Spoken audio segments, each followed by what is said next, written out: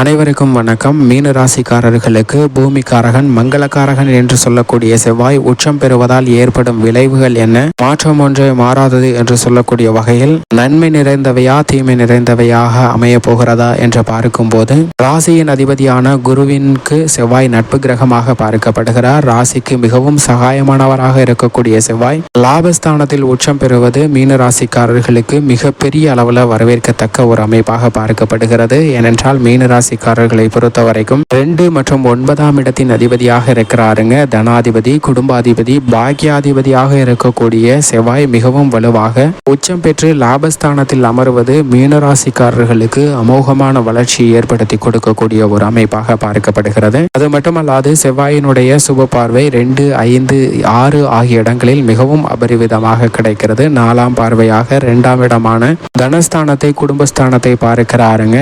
7ஆம் பார்வையாக பூர்வ புண்ணியஸ்தானத்தை பார்க்கிறார். 8ஆம் பார்வையாக 6ஆம் இடமான ருணரோக சத்ருஸ்தானத்தை வலுப்படுத்துகிறாருங்க. எனவே மீனராசிக்காரர்களுக்கு மிக பெரிய அளவில் முன்னேற்றம் நிறைந்த ஒரு தருணமாக அமைய போகிறது. பூமிக்காரகன், மங்களக்காரகன், உத்தியோகக்காரகன், சகோதரக்காரகன் என பல்வேறு வகையில் அழைக்கக்கூடிய செவ்வாய் உச்சம் பெறக்கூடிய இந்த தருணத்தில் என்னென்ன விளைவுகள் ஏற்பட போகின்றன, மாற்றம் ஒன்றே மாறாது என்று சொல்லக்கூடிய வகையில் வீரத்தை விளைநிலமாக கொண்ட செவ்வாய் உச்சம் பெறுவதால் ஏற்பட இருக்கும் விளைவுகள் என்ன, நன்மையா தீமையா என்பதை சற்று ஆராய்ந்து பார்க்கலாம். செவ்வாயை பொறுத்த வரைக்கும் பல்வேறு இடங்கள்ல தன்னுடைய ஆதிக்கத்தை செலுத்தக்கூடிய சக்தி வாய்ந்த கிரகமாக பார்க்கப்படுகிறாருங்க. நவ கிரகங்களிலே குரு சனியை தவிர சிறப்பு பார்வை உண்டு என்றால் அது நிச்சயமாக செவ்வாய்க்கு மட்டும்தான். ஏனென்றால் குருவிற்கும் சனிக்கும் எப்படி சிறப்பு பார்வை கிடைக்கிறதோ அதே போன்று செவ்வாயும் மிக வலுவாக 4, 7, 8 ஆகிய இடங்களை பார்க்கிறாருங்க. எனவேதான் நவ கிரகங்கள்ல மிக முக்கியமானவராக செவ்வாய் பார்க்கப்படுகிறார். ஏனென்றால் சனியால் 7.5 சனி, ஜென்ம சனி, அஷ்டம சனி போன்ற பாதிப்புகள் எப்படி ஏற்படுகிறதோ அதை விட மிக அதிக விளைவை ஏற்படுத்தக்கூடிய செவ்வாய் தோஷம் உள்ளிட்ட பல தோஷ பாதிப்புகளை ஏற்படுத்தக்கூடியவராக பார்க்கப்படுகிறாருங்க. இது ஒரு புறம் இருந்தாலும் குரு எப்படி மிக சிறந்த நன்மையை அள்ளி கொடுக்கிறாரோ அதே போன்று செவ்வாய் மிக வலுவாக உச்சம் பெற்று சஞ்சரிக்கும் போது நிறைந்த நன்மைகளை கொடுப்பார் என்பதையும் உறுதிப்படுத்துகிறார். ஏனென்றால் செவ்வாயின் நட்பு கிரகமாக பார்க்கக்கூடிய கிரகங்களாக இருப்பது குரு, சந்திரன், சூரியன் போன்ற கிரகநிலைகள் செவ்வாயின் நட்பு கிரகங்களாக பார்க்கப்படுகின்றன. செவ்வாய்க்கு சம கிரகமாக சுக்கிரனையும் சனியையும் பார்க்கிறாருங்க.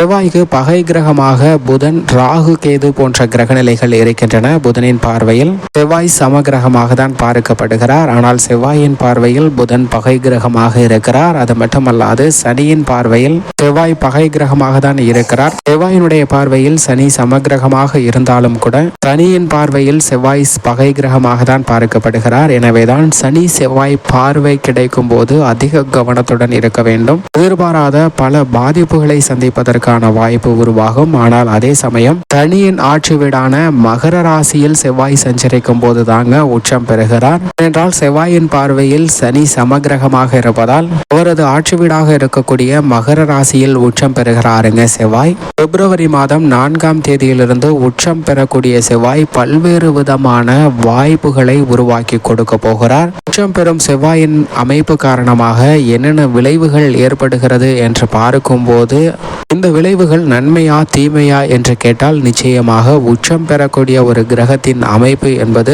பல நன்மைகளை ஏற்படுத்தி கொடுக்குமே தவிர பாதிப்புகளை வெகுவளவில் குறைக்கும். எனவே உச்சம் பெறக்கூடிய செவ்வாயின் அமைப்பு நிறைந்த நன்மை கிடைக்கக்கூடிய ஒரு அமைப்பாக பார்க்கப்படுகிறது. அது மட்டுமல்லாது செவ்வாய் 4, 7 ஆகிய இடங்களை பார்க்கிறாருங்க. மேசராசி, கடகராசி மற்றும் சிம்ம ராசியை பார்க்கிறார். இந்த தருணத்தில் இப்படி அவருடைய பார்வையின் காரணமாகவும் பல மாறுதல்கள் ஏற்படுவதற்கான வாய்ப்பு உருவாகிறது. அதிலும் பூமிக்காரகனாக இருக்கக்கூடிய செவ்வாய் உச்சம் பெறக்கூடிய இந்த தருணத்தில் நிச்சயமாக உங்களது கனவாக இருக்கக்கூடிய சொந்த வீடு வாங்கக்கூடிய நினைவு நிஜத்தில் அவை நடைபெறுவதற்கான வாய்ப்பு உருவாக போகிறது என்பதை தெளிவாக உறுதிப்படுத்துகிறாருங்க. உங்களது முயற்சிக்கு நிச்சயமாக காரிய வெற்றி கிடைக்கும். பூமிக்காரகனாக இருக்கக்கூடிய செவ்வாயின் அமைப்பு காரணமாக சொந்த நிலம், சொந்த வீடு வாங்குவதற்கான அதிர்ஷ்ட யோக வாய்ப்புகளை நிச்சயமாக அள்ளி கொடுக்க போகிறாருங்க. இதில் எந்த விதமான சந்தேகமுமே வேண்டாம். அது மட்டுமல்லாது மிகவும் உச்சம் பெறக்கூடிய இந்த தருணத்துல பல்வேறு வகையான ஆரோக்கிய தொல்லைகள் விலகுங்க. சகோதரக்காரனாகவும் இருக்கிறார். குடும்ப உறுப்பினர்களுக்கிடையே இருந்து வந்த பல மனக்கசப்பு சங்கடங்கள் விலகி ஒற்றுமை பிறப்பதற்கான வாய்ப்பை நிச்சயமாக ஏற்படுத்தி கொடுக்க போகிறார். அதைவிட மிக முக்கியமான ஒன்றாக பார்க்கக்கூடிய விஷயமாக அமைவது மங்களகாரகனாகவும் இருக்கிறாருங்க செவ்வாய். பல்வேறு விதமான மங்களகரமான சுப நிகழ்வுகள் நடைபெற வேண்டும் என்றால் மங்களகாரகனின் அருள் மிக முக்கியமாக தேவை. அவர் உச்சம் பெற்று சஞ்சரிக்கக்கூடிய இந்த தருணத்துல பல்வேறு வகையான தோஷங்கள் இருந்தாலும் அவை வெகுவளவிற்கு பாதிக்காத அளவிற்கு நல்லதொரு முன்னேற்றத்தை ஏற்படுத்தி கொடுக்க போகிறது. நீங்கள் எதிர்பார்க்கக்கூடிய திருமண பாக்கியம் குழந்தை பாக்கியம் நிறைந்து கிடைப்பதற்கான வாய்ப்பு நிச்சயமாக ஏற்படுத்தி கொடுக்கிறாருங்க செவ்வாய். இது மட்டுமல்லாது சனிக்கு அடுத்தபடியாக உத்தியோகத்துறை தொழில்துறையில குருவிற்கும் அடுத்தபடியாக ஆதிக்கம் செலுத்தக்கூடியவர் நிச்சயமாக செவ்வாய் மட்டும்தான். அப்படிப்பட்ட செவ்வாய் உச்சம் பெறக்கூடிய இந்த தருணத்தில் ஆட்சி பலம் பெற்று சனி சஞ்சரிக்கிறார். எனவே எந்த இடமாக இருந்தாலும் நல்ல வாய்ப்புகளும் முன்னேற்றமும் நிறைந்த ஒரு தருணமாக அமையும் என்பதில் சந்தேகமே இல்லை. எனவே இந்த தருணத்தில் நிச்சயமாக மங்களகாரகன் பூமிகாரகனின் அமைப்பு உச்சம் பெறக்கூடிய தருணம் என்பது வாழ்வில் ஏற்படக்கூடிய பல சிரமங்கள் தடைகளை விலக்கி நிவர்த்தி செய்து நல்ல பலனை நிறைந்து கொடுக்கக்கூடிய ஒரு அமைப்பாக பார்க்கப்படுகிறது. எனவே தயக்கமான மனநிலையை விட்டு வெளிவந்து அனைத்து விதமான பணிகளையும் மிக சிறப்பாக மேற்கொண்டால் நிச்சயமாக உச்சம் பெறக்கூடிய செவ்வாயின் அமைப்பு காரணமாக விளைவுகள் நன்மையாக தான் அமையும். இப்படி செவ்வாயின் அமைப்பு இருக்க மீன ராசிக்காரர்களின் குடும்ப சூழ்நிலையை பொறுத்த வரைக்கும் மங்களகாரகன் பூமிக்காரகன் என்று சொல்லக்கூடிய செவ்வாய் உச்சம் பெற்று லாபஸ்தானத்தில் சஞ்சரிப்பது பல்வேறு வகையில குடும்ப வருமானம் உயரக்கூடிய இனிமையான தருணமாக அமைய போகிறது. பல்வேறு வகையான பாதிப்புகள் விலகி நல்ல முன்னேற்றமும் வெற்றி வாய்ப்பும் நிறைந்து கிடைக்கக்கூடிய ஒரு இனிமையான தருணமாக அமைய போகிறது என்பதை தெளிவாகவும் துல்லியமாகவும் உறுதிப்படுத்துகிறாருங்க. அது மட்டுமல்லாது இந்த தருணத்தில் பல்வேறு வகையான தோஷங்கள் மீனராசிக்காரர்களுக்கு நீங்குகிறது. எனவே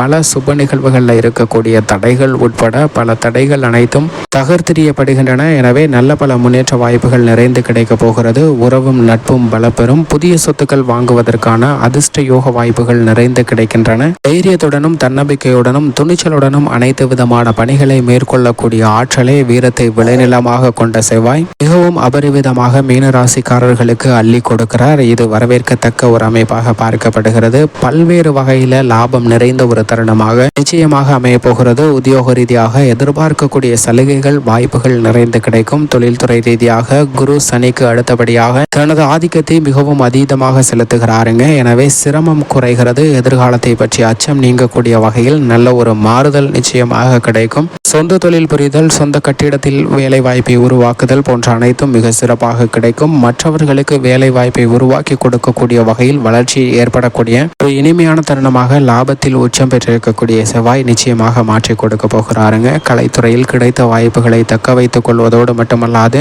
புதிய வாய்ப்புகளை உருவாக்கி கொள்ளக்கூடிய ஆற்றலையும் மிகவும் அபரிவிதமாக கொடுக்கிறார். அரசியல் சார்ந்த பணிகளில் அரசியல் சதுரங்கத்தில் மிக முக்கியமான தருணமாக பார்க்கக்கூடிய இந்த தருணத்தில் உச்சம் பெற்றிருக்கக்கூடிய செவ்வாய் மிகப்பெரிய மாற்றத்தை ஏற்படுத்தி கொடுக்க போகிறாருங்க.